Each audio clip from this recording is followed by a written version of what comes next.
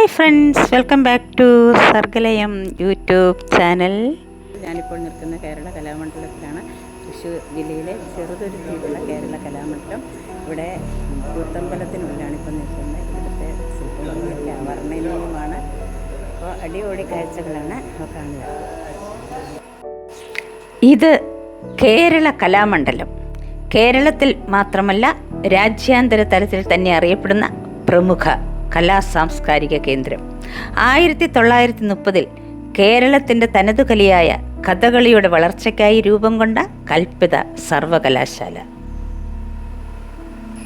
തൃശ്ശൂർ ജില്ലയിലെ ചെറുതുരുത്തിയിൽ നിളനദിക്കരയിലെ വള്ളത്തോൾ നഗറിലാണ് കലാമണ്ഡലം സ്ഥിതി ചെയ്യുന്നത്. ഭാരതീയ കലകളുടെ നവോത്ഥാനത്തിനു വേണ്ടി മഹാകവി വള്ളത്തോൾ നാരായണമേനോന്റെ നേതൃത്വത്തിലാണ് ഇത് സ്ഥാപിച്ചത്. സുകുമാര കലകളിൽ പരിപൂർണ ശിക്ഷണം നൽകുക എന്നതാണ് ഈ സ്ഥാപനത്തിൻ്റെ മുഖ്യ ഉദ്ദേശം. ഭാരതം എന്ന പേർ കേട്ടാൽ അഭിമാന പൂരിതമാകണം അന്തരംഗം. കേരളം എന്നു കേട്ടാലോ തിളയ്ക്കണം ചോര നമുക്കു ഞരമ്പുകളിൽ. മഹാകവി വള്ളത്തോൾ, നിലമ്പൂർ മഹാരാജാവ്, മന്നംകുളം മുകുന്ദരാജാവ് എന്നിവരായിരുന്നു ഈ സ്ഥാപനത്തിൻ്റെ ശില്പികൾ. 1942 കൊച്ചി മഹാരാജാവിൻ്റെ ആജ്ഞപ്രകാരം ഈ കലാമണ്ഡലത്തിൻ്റെ നിർവഹണ ചുമതല കൊച്ചി ദേവസ്വം ബോർഡ് ഏറ്റെടുക്കുകയും ഡയറക്ടറായി വള്ളത്തോൾ നാരായണ മേനോനെ നിയമിക്കുകയും ചെയ്തു.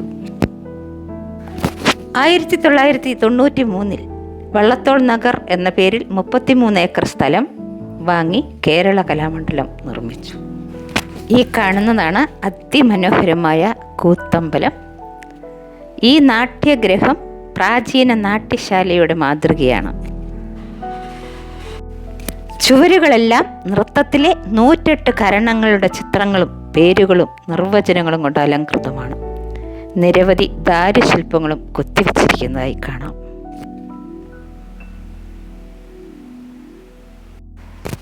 കേരള കലാമണ്ഡലം 2006 കൽപ്പിത സർവകലാശാലയായി പ്രഖ്യാപിക്കപ്പെട്ടു.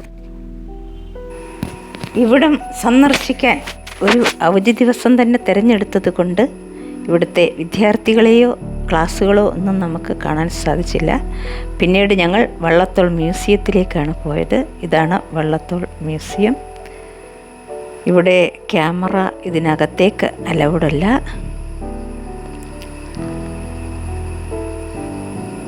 അതുകൊണ്ട് തന്നെ ഇതിനകത്തുള്ള